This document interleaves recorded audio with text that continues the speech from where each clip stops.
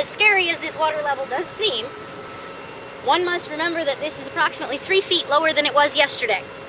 We are continually pumping water out of the spring at 20,000 gallons per minute.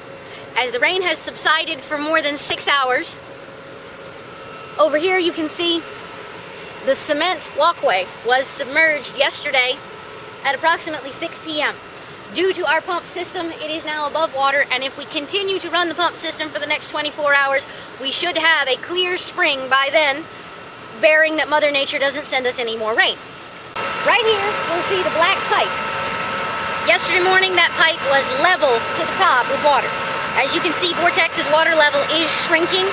One of the unique things about Vortex is that true flow pump over there. We are removing approximately 20,000 gallons of water per minute and counting, and we will continue to do so. We have the ability to remove water from the spring after flooding. This is the important part of Vortex Spring, because when every other spring in Northwest Florida is flooded, we can say that divers have been in the water today and there is clear water below 5 feet.